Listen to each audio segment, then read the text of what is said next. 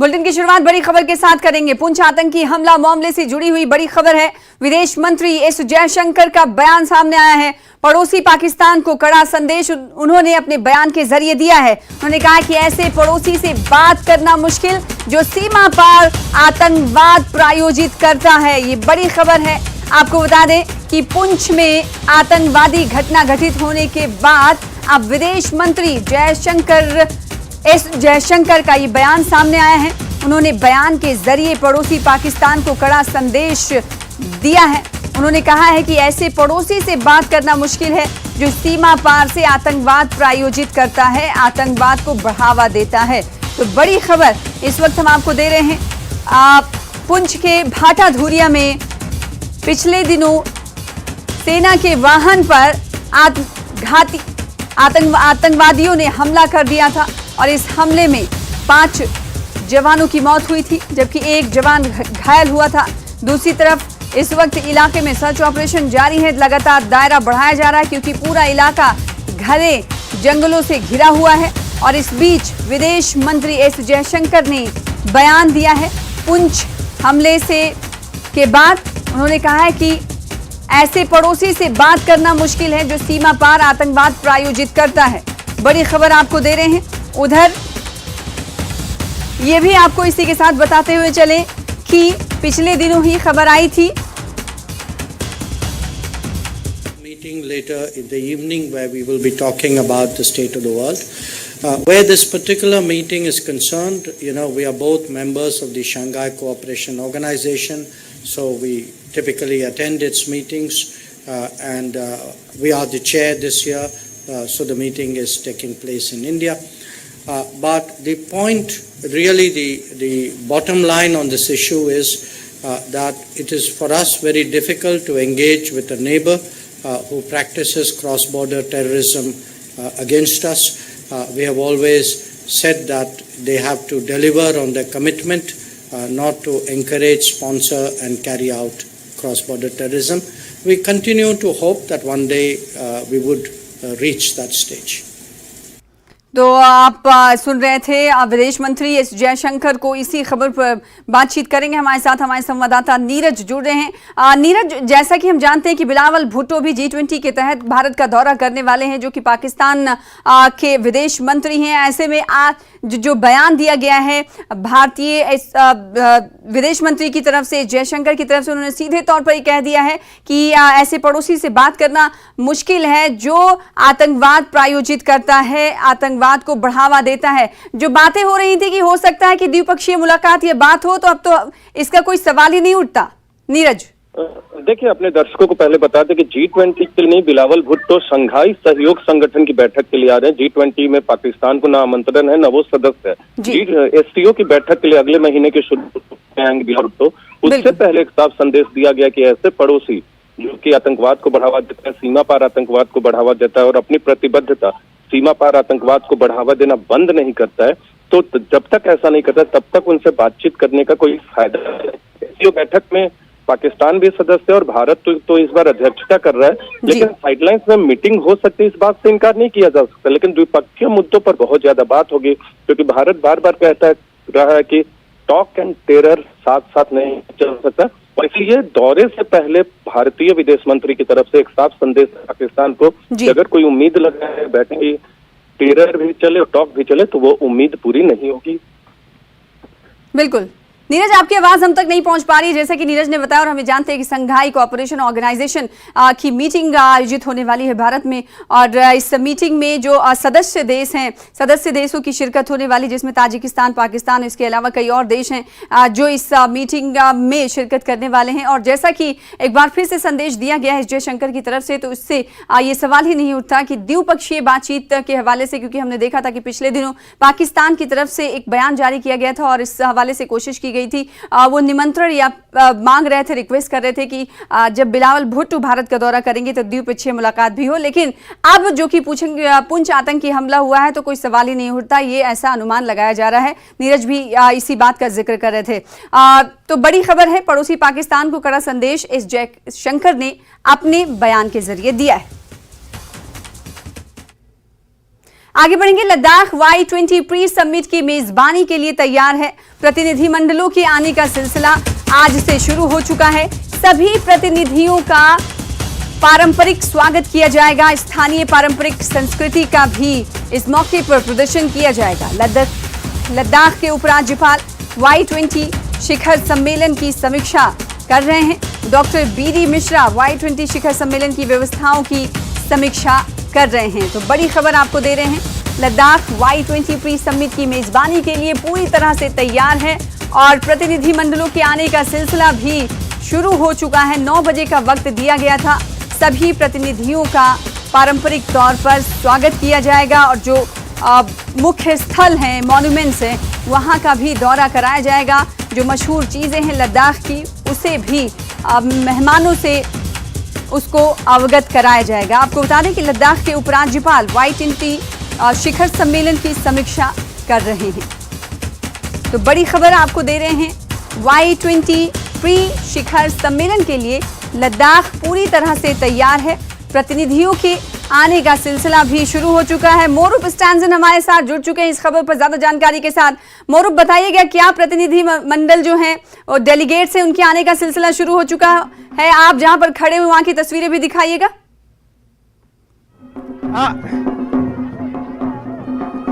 जी सना, इस वक्त मैं कुशोक बकुला रिम्पोचे एयरपोर्ट पे मौजूद हूँ। तो आप देख सकते हैं यहाँ पर पूरा रिसेप्शन के लिए तैयार है। आप देख सकते हैं रंग बिरंगी जो डिफरेंट रीजन को रिप्रेजेंट करते हुए जो कल्चर ट्रूप से अपने म्यूजिकल इंस्ट्रूमेंट के साथ आप स्वागत के लिए तैयार है। अभी आपको ये बता दूं कि ये जो उड़ान है दिल्ली से 9 बजे उड़ान बढ़ चुकी है, तो लगभग यहाँ 10:20 पर पहुँचने की उम्मीद है। तो आप देख सकते हैं कि किस तरह से यहाँ लोग तैयारी में खड़े हैं। जी, तो तस्वीरें दिखा रहे हैं मोरूप स्टैंडर्ड एयरपोर्ट के बाहर की तस्वीरें हैं जहां पर मेहमानों का इंतजार किया जा रहा है। अगर इन तमाम ट्रूप्स में से किसी से बात हो पाए कि वो कितने इस वक्त उत्साहित हैं मेहमानों का स्वागत करने के लिए, अगर बातचीत हो पाए तो बात करिएगा प्लीज।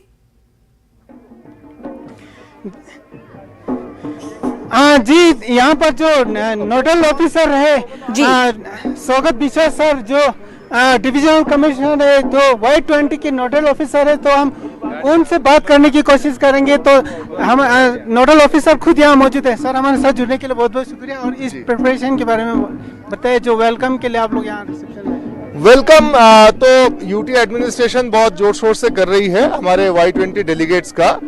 तो आप देख सकते हैं ये हमारे कल्चरल के ट्रूप्स यहाँ हैं, बच्चे हैं जो लद्दाखी लोकल ट्रेडिशनल वेलकम कर रहे हैं। गाना बजाना सुरना वगैरह सब बजा रहे हैं और एप्रन एरिया के अंदर भी कल्चरल ट्रूप हमारे हैं जो कि दूर से वेव करेंगे हमारे जो गेस्ट्स आ रहे हैं, इंटरनेशनल डेलीगेट्स आ रहे हैं। फिर हमारे यहाँ पर एक फैसिलिटेशन काउंटर बहुत खूबसूरत बनाया गया है ट्रेडिशनल डिज़ाइन के साथ। वहाँ पर सारा बेसिक रिफ्रेशमेंट, मॉर्निंग रिफ्रेशमेंट की प्रोविजंस है। और यहाँ से हमारी इलेक्ट्रिक बसेस जो हैं, जो लद्दाख में कार्बन न्यूट्रल इनिशिएटिव को दर्शाती है, वो इलेक्ट्रिक बसेस टारमैक से गेस्ट्स को लेके आएंगी जो कि चार्टर्ड फ्लाइट से आ रहे हैं। तो सारे गेस्ट्स को टारमैक से हमारे इलेक्ट्रिक बसेस लेके आ रही हैं, इलेक्ट्रिक कार्स हमारे यहाँ से गेस्ट्स को लेके जा रही हैं और उनके रेस्पेक्टिव होटल्स में लेके जाएंगी। वहाँ फिर से इनका स्वागत सम्मान किया जाएगा और फिर वो लोग आज का दिन आराम करेंगे। शुक्रिया सर, शुक्रिया। तो ये थे सना जी, जैसे कि मैंने बताया नोडल ऑफिसर खुद यहाँ मौजूद है। बारीकी से सबको प्रिपरेशन को देखा जा रहा है। तो अभी आपको जैसे स्वागत सर ने बताया कि जो लद्दाख को कार्बन न्यूट्रल बनाने की एक मुहिम चल रहा है, तो उसके तहत काफी सारे इलेक्ट्रिक बसेस लाया है। तो हम उसको भी दिखाने की कोशिश करेंगे। वो इस वक्त जो गेस्ट डेलीगेट्स आने वाला है, डेलीगेट्स की तादाद लगभग 100 से ऊपर बताया जा रहा है। तो वो लोग यहाँ आके इलेक्ट्रिक बस में जाके अपने होटल में जाएंगे। जी, एयरपोर्ट से होटल कितनी दूरी पर है ये बताइएगा मोरूप, जहाँ पर इन तमाम डेलीगेशंस को रखा जाएगा, तमाम मेहमानों को रखा जाएगा। इसके अलावा छोटे छोटे बच्चे भी हम देख पा रहे हैं कि पारंपरिक वेशभूषा में दिखाई दे रहे हैं और ये लद्दाख की रिवायत को दर्शा रहे हैं, वहाँ की सकाफत को दर्शा रहे हैं। इनसे अगर बात करिएगा कि ये कितने उत्साहित महसूस कर रहे हैं, बच्चों से पूछिएगा स्पेशली कि वो यहाँ पर क्यों आए हैं, क्या उन्हें मालूम है कि वो किस लिए यहाँ पर पहुंचे हुए हैं। जी, हम जी, यहाँ के स्कूल के बच्चे भी इस जो स्वागत में शामिल है, तो हम एक दो बच्चे से पूछने की कोशिश करेंगे। यार, आपका नाम? मेरा नाम चुजन डोलकर है। तो ये आप लोग यहाँ रिसेप्शन के लिए आए, कितना आप लोग बेसब्री से इसी दिन का इंतजार कर रहे हैं? बहुत समय से। अच्छा, तो आप खूबसूरत ट्रेडिशनल ड्रेसेस में, लद्दाख की ड्रेस। हाँ, कौन से स्कूल से आप? लद्दाख पब्लिक से। तो जी सना, ये आपने देखा कि ये गर्ल, छोटे छोटे गर्ल्स और बॉयज से जो लद्दाख पब्लिक स्कूल के हैं वो लोग यहाँ पर शामिल है। और हम और एक जो तुर्तु बोगदंग से आर्टिस्ट आते हैं उनसे भी बात करेंगे। सर, अब हाँ, हम उनसे भी बात करने की कोशिश करेंगे कि यहाँ काफी सारे तादाद में, वहाँ से भी आप ये सुटना लेके आए, बाकी दमान वगैरह बहुत सारे इंस्ट्रूमेंट लेके आए। सर, आपका नाम? अब्दुल हमीद जनाब। अब्दुल हमीद, तो बताइए ये कि कैसा महसूस कर रहे हैं आप? कितने दिन से इनके लिए हम तो यहाँ पे आज से 3-4 दिन के लिए हम यहाँ पे आए हुए हैं सर, जो कल्चरल एकेडमी की तरफ से। वहाँ पे हमको यहाँ पे रिसेप्शन के लिए G20 का। तो आपके रीजन की कौन से जो सॉन्ग होगा या डांस होगा उसको आप प्रेस हम यहाँ पे आज ही रिसेप्शन का है, सिर्फ यहाँ पे हम रियाहू लाएंगे। इसके रिसेप्शन एक अच्छा सा रियाहू लाएंगे, उसका नाम है मौलवी वजीर। उसमें काफ़ी वो उसका रिसेप्शन का काफ़ी उसका तारीफ की और दुआ की इसमें गाना है। जी सना, तो आपने सुना कि ये तुर्तुक जो रीजन से लद्दाख में नुब्रा साइड में पड़ता है, तो काफी सारे लोग यहाँ पर आए हुए आर्टिस्ट की तरह। बिल्कुल। मोरूप, एक चीज ये है, क्योंकि जैसे कि नोडल ऑफिसर ने बताया कि आज इनका पारंपरिक स्वागत किया जाएगा, फिर आज तमाम जो मेहमान हैं वो रेस्ट करेंगे। कल से अगर बात प्रोग्राम की करें और रिवायती तौर पर इस समिट की करें, तो कल से लेकर ये कितने दिनों तक जारी रहने वाला, इस हवाले से बताइएगा, जानकारी दीजिएगा। इसके अलावा ये भी बताइएगा कि लद्दाख मेजबानी कर रहा है और ये लद्दाख के लिए ये समिट कितना अहमियत रख रहा है। लद्दाख से इस समिट से लद्दाख पर क्या कुछ प्रभाव पड़ेगा?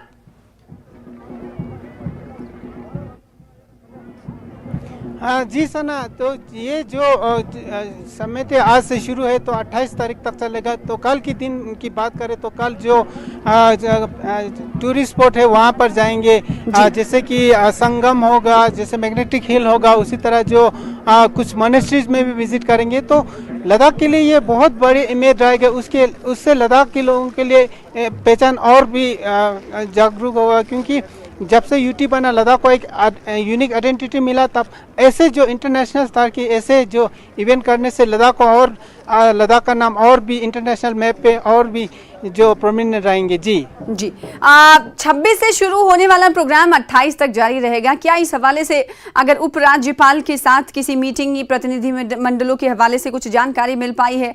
कुछ जो ऑफिशियल्स हैं, क्या उनके साथ भी मीटिंग इन तमाम डेलीगेशंस की होने वाली है? इस हवाले से कोई जानकारी मोरूप?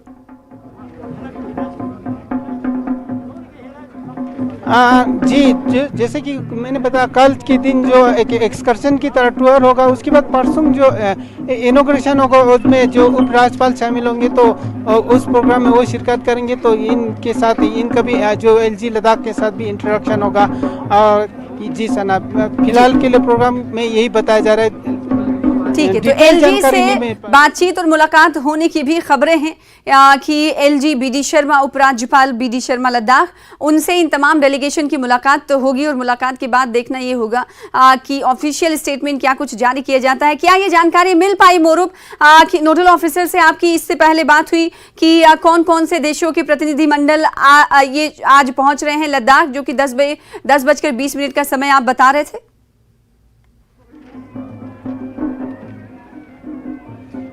जी सना, जो डेलीगेट की संख्या है लगभग 140 की संख्या बताया जा रहा है। जो विशेष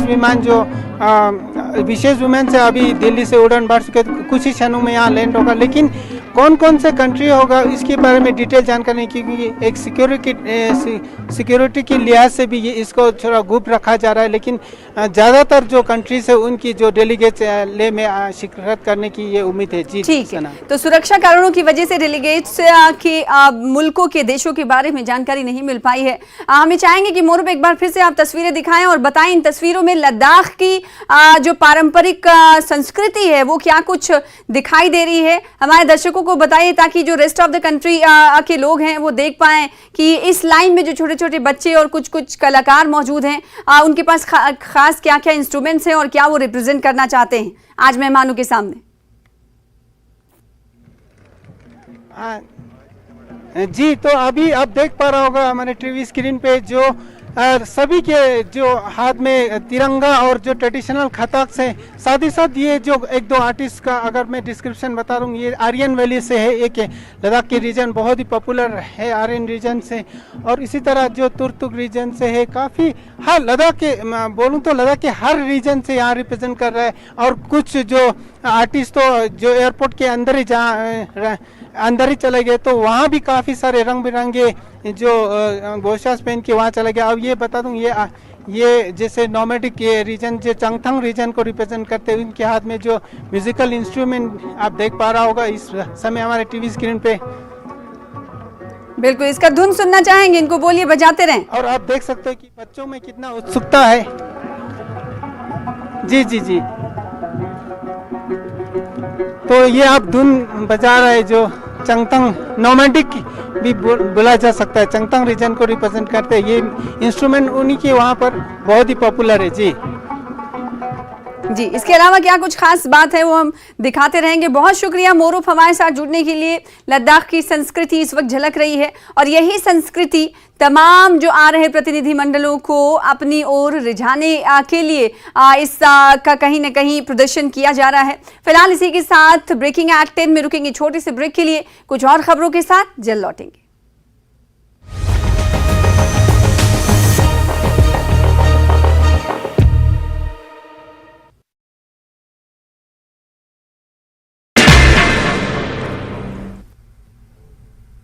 नमस्कार, धार रफ्तार भी में आपका बहुत स्वागत करते हैं। मैं हूं आपके साथ हिना जुबैर। शुरुआत करेंगे अहम खबरों के साथ।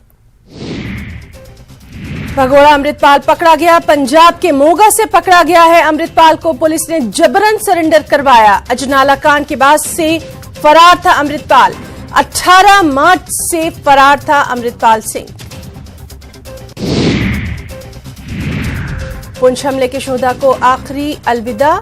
पंजाब के शहीद कुलवंत सिंह, शहीद हरिकिशन सिंह, शहीद सेवक सिंह के आखिरी सफर में उमड़ी लोगों की भीड़। पूरी उड़ीसा में शहीद देबाशीष की आखिरी रसूमात। पुंछ हमले के बाद सिक्योरिटी के पेश नजर मीटिंग्स का दौर जारी। बीएसएफ के डीजी और दीगर अफसरान ने किया हमले की जगह का दौरा। जम्मू कश्मीर में बढ़ाई गई है security. Lieutenant general Upendra Dwivedi ने किया पुंछ का दौरा। दहशतगर्दों के हमले की जगह का किया तफसीली मुआयना। फौज ने अब तक की गई कार्रवाई की दी जानकारी।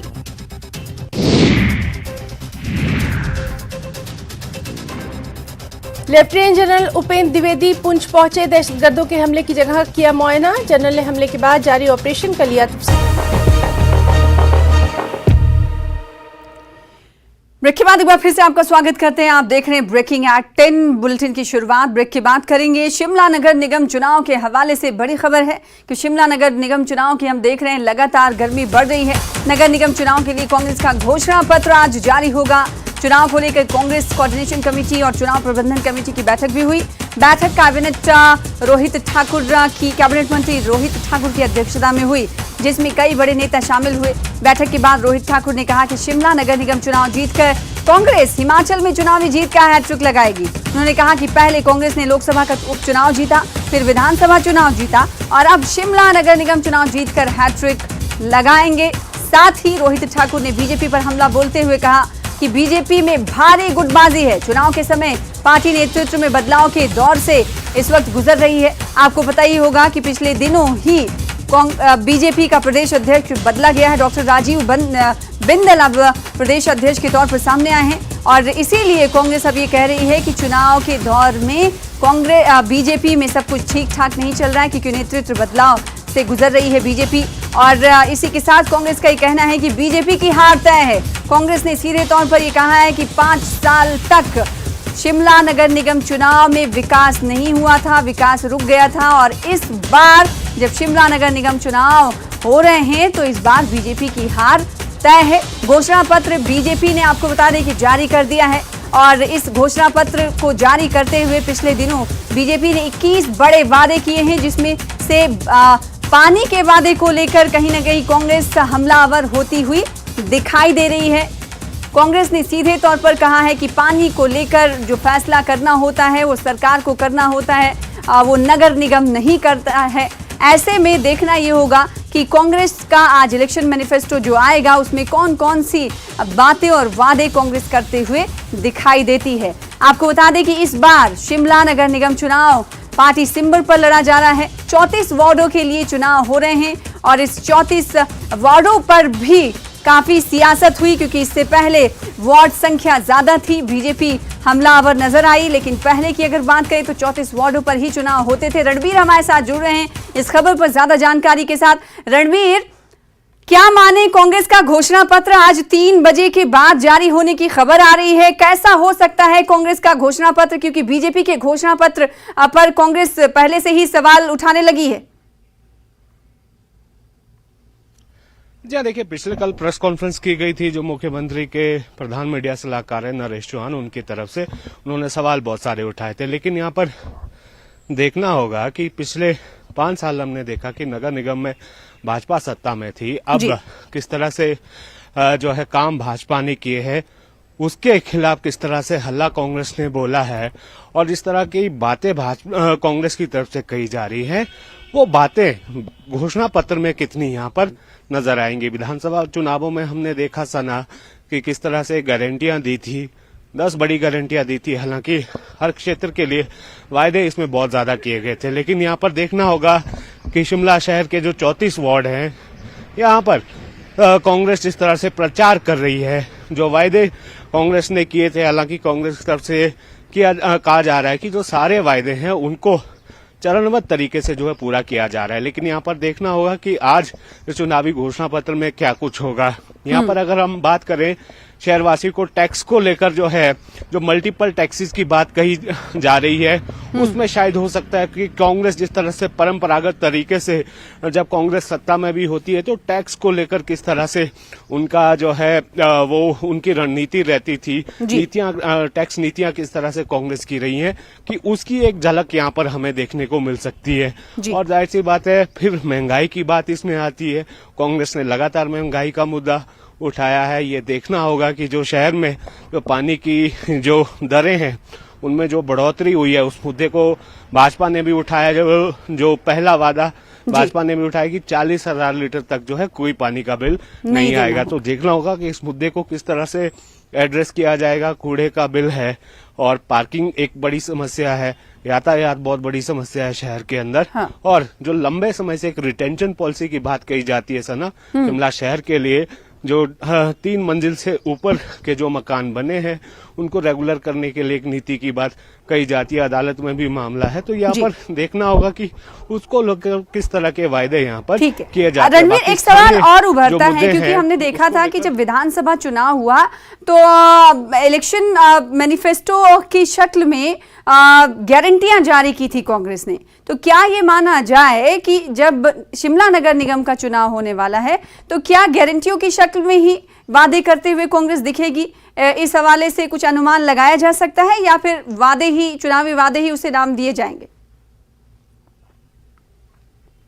जी आसाना, ये देखना काफी दिलचस्प होगा कि कई बार हमने देखा है कि जब सत्ता में सुखू सरकार आई तो बाद में देखा कि राज्य सरकार पर भारी भरकम बोझ है, उसको लेकर अंदाजा तो कांग्रेस को था, लेकिन वायदे तो कर दिए हैं। लेकिन कई बार ये देखा कि ये जो गारंटियां हैं सरकार की गले की फांस बनती हुई नजर आती है। और यहाँ पर अब सबक क्या लिया जाएगा। और हालांकि कांग्रेस उस वक्त भी ये कहती रही कि जब सत्ता में आई, गारंटियां पूरा करने के लिए चौतरफा जब सरकार को घेरा गया, हमले किए गए विपक्ष की तरफ से भी, तो ये कहा गया कि फाइनेंशियल मैनेजमेंट राज्य सरकार करेगी, कांग्रेस सरकार करेगी। तो यहाँ पर देखना होगा कि क्या उसी की तर्ज पर जो गारंटियां दी गई थी जो विधानसभा चुनावों के समय, क्या उसी की तर्ज पर कोई 8-10 वायदे शहर के लिए किए जाएंगे, उन्हीं को प्रमुखता से रखा जाएगा, या फिर कुछ और यहाँ पर देखने को मिलेगा। इतना जरूर है कि कांग्रेस की जिस तरह से नीति रही है, जो उनका परंपरागत घोषणा पत्र रहा है, पिछले विधानसभा चुनावों को छोड़ दें तो जो गारंटियों की बात की थी, इस तरह से बड़े बड़े वायदे जो है राज्य सरकार की माफ कीजिएगा कांग्रेस की तरफ से कभी नहीं दिए गए थे। यहाँ पर देखना होगा कि कांग्रेस को लगता है कि जिस तरह से उन्हें एज है, सरकार का फायदा है शहर के भीतर कि अगर हम बात करें तो हालांकि 10 साल से नगीम की सत्ता से दूर है,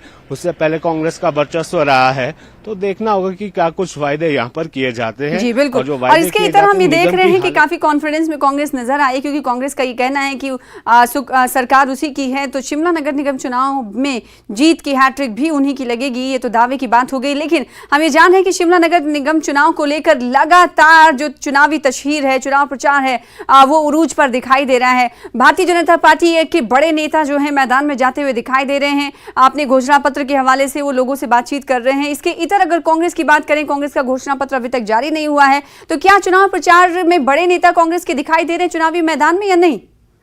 रणवीर जी देखिए, अब तक हमने देखा कि भाजपा से पहले जो है कांग्रेस ने अपने बड़े नेताओं को मैदान में उतारा था।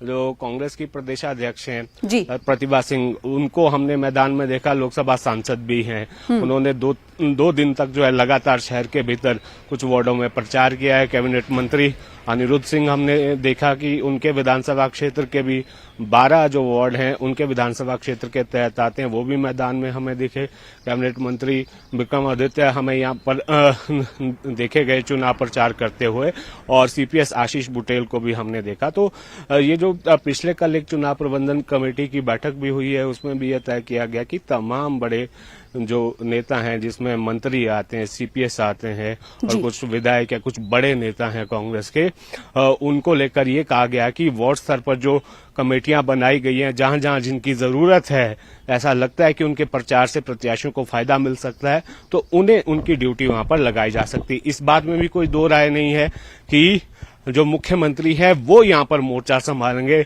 आपको जानकारी है ही कि यहाँ पर अगर हम छात्र राजनीति के बाद की बात करें तो मुख्यमंत्री ने पहला चुनाव जो यहाँ शिमला से ही लड़ा था, वो पार्षद भी यहाँ से चुने गए थे।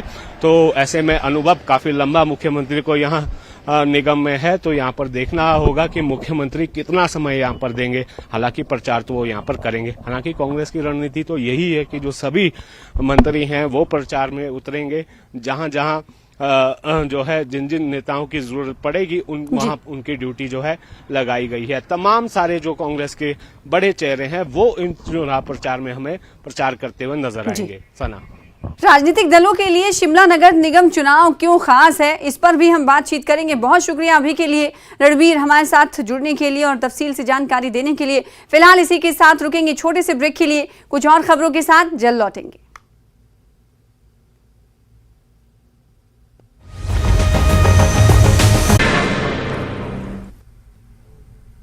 नमस्कार, धार रफ्तार भी में आपका बहुत स्वागत करते हैं। मैं हूं आपके साथ हिना जुबैर। शुरुआत करेंगे अहम खबरों के साथ।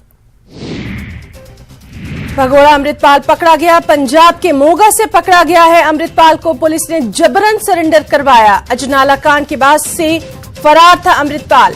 18 मार्च से फरार था अमृतपाल सिंह। पुंछ हमले के शोधा को आखिरी अलविदा। पंजाब के शहीद कुलवंत सिंह, शहीद हरि किशन सिंह, शहीद सेवक सिंह के आखिरी सफर में उमड़ी लोगों की भीड़। पूरी उड़ीसा में शहीद देबाशीष की आखिरी रसूमात। पुंछ हमले के बाद सिक्योरिटी के पेश नजर मीटिंग्स का दौर जारी। बीएसएफ के डीजी और दीगर अफसरान ने किया हमले की जगह का दौरा। जम्मू कश्मीर में बढ़ाई गई है सिक्योरिटी।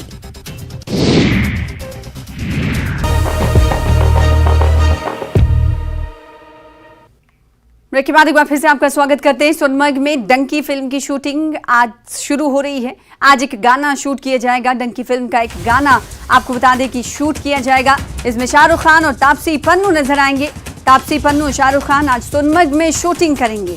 आपको बता दें कि इस हवाले से सुरक्षा व्यवस्था कड़ी कर दी गई है। डंकी फिल्म में शाहरुख खान के साथ तापसी पन्नू नजर आएंगी।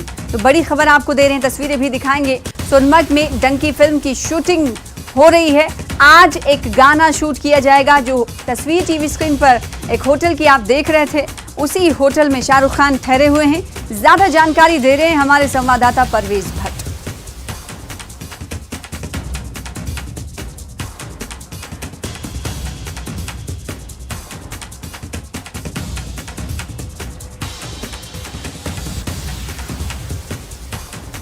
हम इस टाइम सोनमर्ग में हैं और सोनमर्ग आज सुर्खियों में इसलिए है क्योंकि बॉलीवुड स्टार शाहरुख खान जो हैं वो यहाँ पे अपनी फिल्म डंकी की शूटिंग करने यहाँ पे आए हैं। एक गाने की सीक्वेंस आज यहाँ थाजवस जो ग्लेशियर आप इन विजुअल्स में देख रहे हैं वहां पे शूट होगा। शाहरुख खान के साथ एक्ट्रेस तापसी पन्नू होंगी और राजकुमार हिरानी जो हैं वो इस मूवी को बना रहे हैं। यहाँ पे अगर हम बात करें सोनमर्ग के लिए ये एक काफी अहम एक कदम है यहाँ पे टूरिज्म प्रमोशन के लिए और यहाँ पे रोजगार के वसाइल जो हैं वो बढ़ाने के लिए। हमारे साथ चंद एक लोग यहाँ पे मौजूद हैं, इनसे बात करेंगे। आप बताइए, नाम अपना बताइए और ये बताइए जो शूटिंग्स वगैरह हो रही है, खासतौर जो शाहरुख खान यहाँ पे आए हैं, किस तरह आप देखते हैं, उसको कितना इससे बूस्ट मिल सकते हैं? सर इसमें बहुत ये यहाँ पर रोजगार का बड़ा चीज हो जाएगा और कि यहाँ पर जो बेरोजगारी है वो खत्म हो जाएगी इसमें। और यहाँ पर जो शूटिंग फिल्म का शूटिंग इसमें पहले नहीं होते थे, 30 साल से पहले नहीं हो रही थी शूटिंग इधर।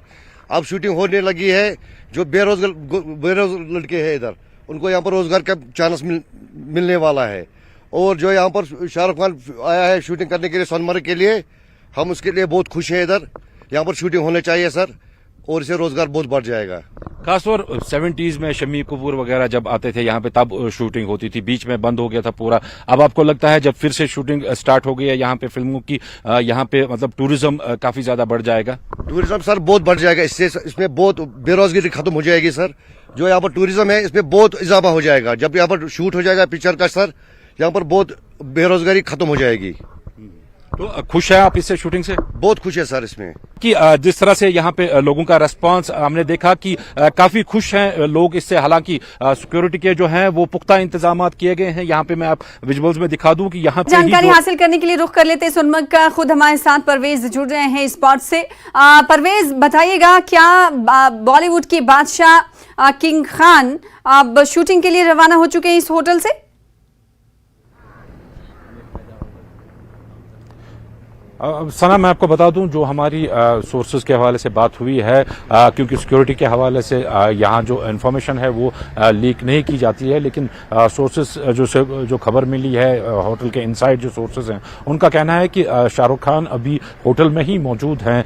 जो होटल आप इन विजुअल्स में देख सकते हैं वहीं पे अभी मौजूद हैं, लेकिन अभी शूटिंग की तरफ नहीं गए हैं। जबकि शूटिंग की जो तैयारियां हैं वहां पे पूरी तरह से मुकम्मल कर दी गई हैं। जो सेट्स वगैरह लगाने होते हैं उनको पूरी तरह से तैयार कर दिया है। थोड़ा वो विजुअल्स में आपको दिखाने जा रहा हूं जो जहां शाहरुख खान जो है वो शूटिंग करने जा रहे हैं। ये जो सामने आप पहाड़ी देख रहे हैं, बर्फीली पहाड़ी जो है, तकरीबन 6 किलोमीटर का ट्रैक है। यहां से गाड़ियों के थ्रू भी जा सकते हैं और ट्रैक करके भी जा सकते हैं। तो वहां पे जा रहे हैं शाहरुख खान और तापसी पन्नू, जो डंकी मूवी है उसके गाने की शूटिंग करने के लिए। ये शूटिंग तकरीबन 4 दिन रहेगी। यहाँ पे कश्मीर में बताया जाता है कि सोनमर्ग और झील ढल यानी श्रीनगर में भी इसके काफी सारे हिस्से जो हैं वो शूट होंगे।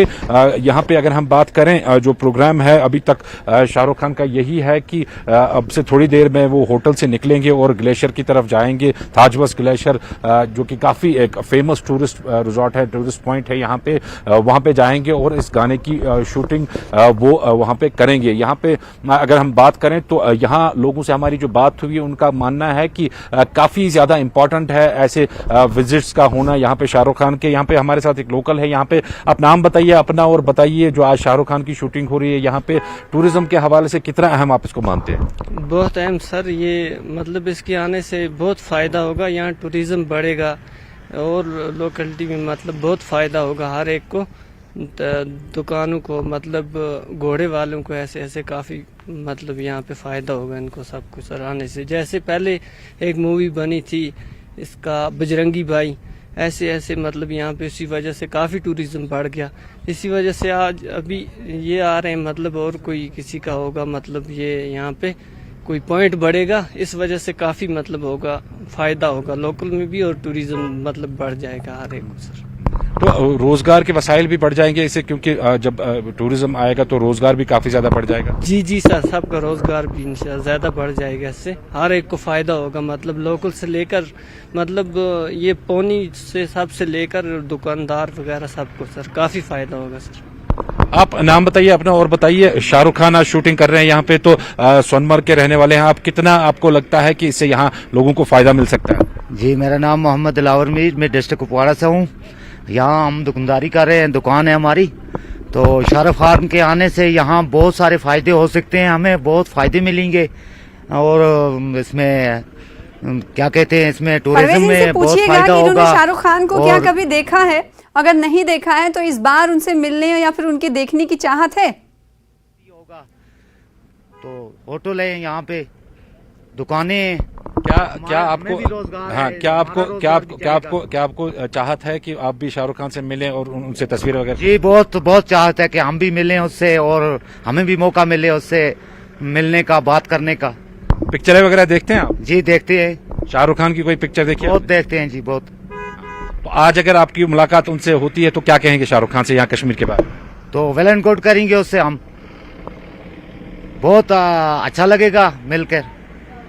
जी बिल्कुल सना, ये ऐसा ही रिस्पांस जो है यहाँ जो लोगों से हमारी बात हुई, काफी खुशी का माहौल है। लेकिन थोड़ा बहुत जो सिक्योरिटी के रिलेटेड जो इंतजामात किए गए हैं उसकी वजह से जो मजा है वो थोड़ा फीका पड़ जाता है, क्योंकि यहाँ पे ये ट्रांजिट पॉइंट जो है यहीं पे गाड़ियों को रोका जाता है और सिर्फ मखसूस गाड़ियों को आगे जाने की इजाजत दी जाती है। यहाँ तक कि हमारी गाड़ी जो है वो यहीं पे रोक दी गई और यहाँ से आगे जाने की इजाजत हमें नहीं दी गई। हम समझ सकते हैं कि ये सिक्योरिटी कंसर्न है और इसमें हम ज्यादा मुदाखलत, ज्यादा जोर जबरदस्ती नहीं कर सकते हैं। लेकिन एक बात ये भी है कि काफी सारे लोग हैं यहाँ पे जो चाहते हैं कि वो एक बार शाहरुख खान को मिले, शाहरुख खान से चाहे दूर से ही देखें। लेकिन चाहत काफी सारे लोगों की है, बल्कि कुछ जगहों से भी काफी लोग यहाँ पे आए हैं ये सुन के कि जो शाहरुख खान है वो शूटिंग कर रहे हैं यहाँ पे। एकदम ये जो तस्वीरें आप ग्रीन हट्स की देख रही हैं, ये सारे होटल्स हैं, वो उसी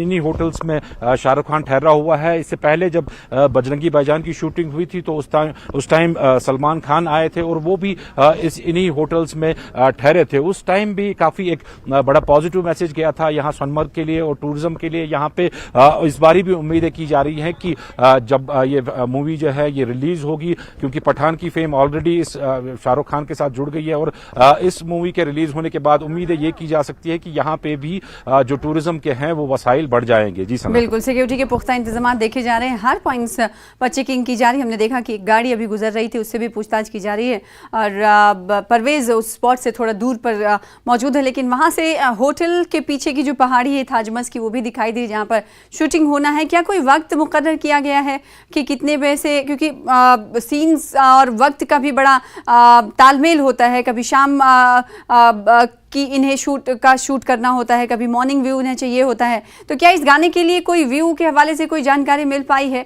कि ये शूटिंग दोपहर बाद शुरू होगी या फिर इन्हें ये वक्त चाहिए, इस हवाले से कोई जानकारी मिल पाई परवेज?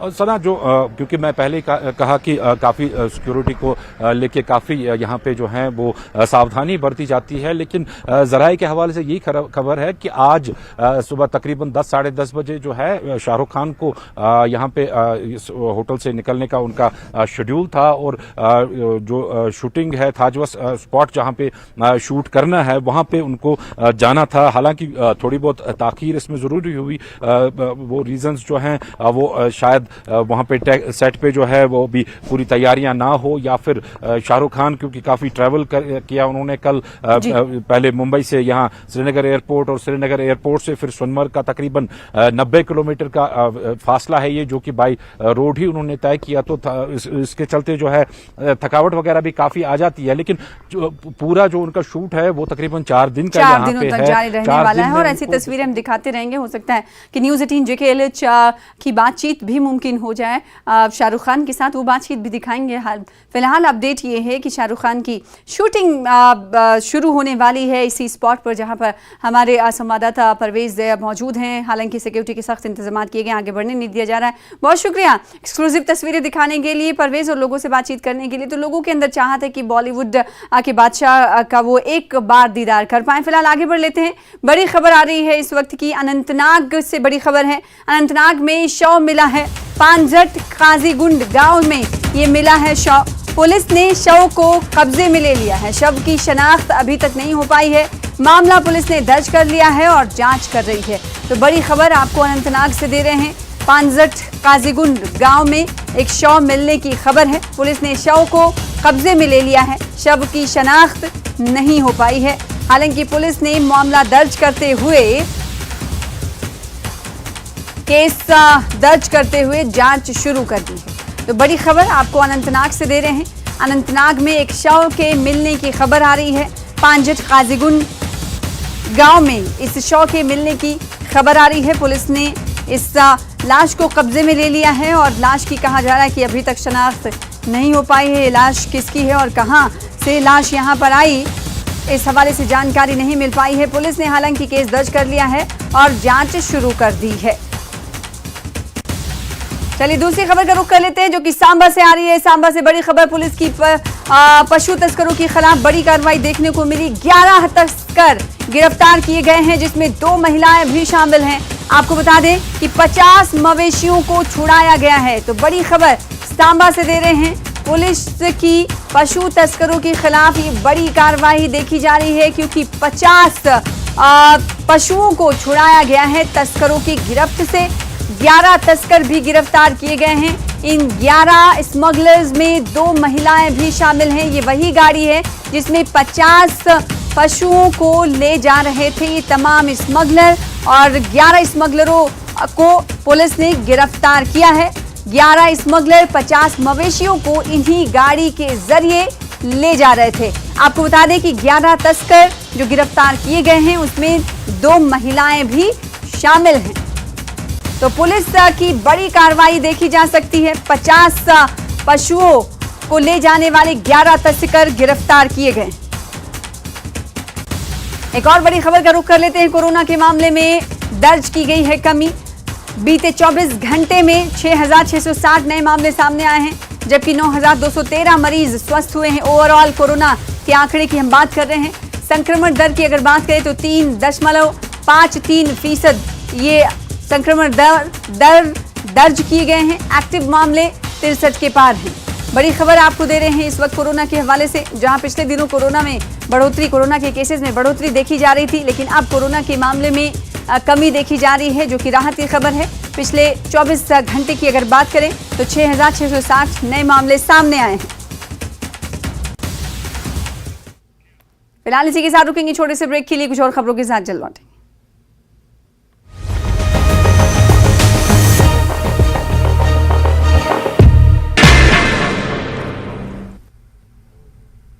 नमस्कार, धार भी रफ्तार भी में आपका बहुत स्वागत करते हैं। मैं हूं आपके साथ